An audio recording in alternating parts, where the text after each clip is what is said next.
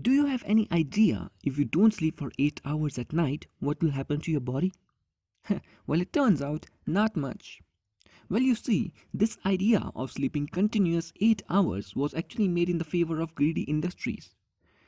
Well, think about it. For thousands of years, early humans could not take the chances of sleeping long hours, as you have to stay alert for predators. So they just napped throughout the day and night for small amounts of time while someone would keep watch. But even at the pre industrial societies, the concept of segmented sleep was very common. People would sleep immediately after the sunset and then wake up few hours later to do their chores, they would read, they would pray, even socialize before finally returning to bed. This was the industrialization that forced people to work all day and as a result sleep full 8 hours at night. So if you are struggling to sleep at night or have a weird sleeping pattern, maybe it's more natural than you think. Well, speaking of natural, do you know that birds sleep while flying? And penguins don't fly. But why? Why would penguins give up such a pro skill while evolving?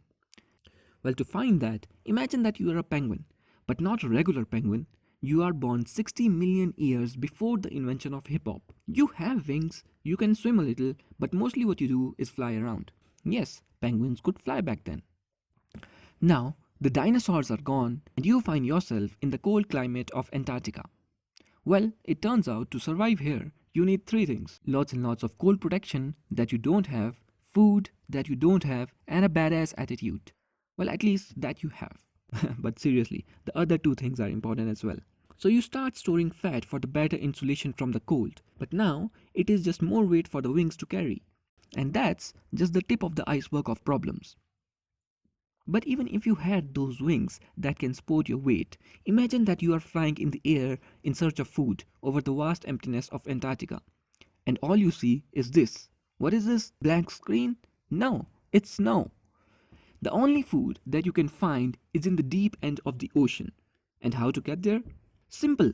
Lose the wings, attach your flippers, and now you have the vast food variety of the tasty ocean food, which in turn will give you lots and lots of fat as insulation to protect you from cold. And now you have a flipper to swim around and, flip people off. Well, enjoying cold? Don't worry, humans have invented air conditioning that is slowly contributing to global warming and will end this cold. But how bad is air conditioning for the environment? Well, let's see. First, let's talk CO2. The electricity your AC guzzles often comes from fossil fuels. On an average, running an AC for a year can emit up to 2000 pounds of CO2. That's like driving a car for 2 months just to stay cool.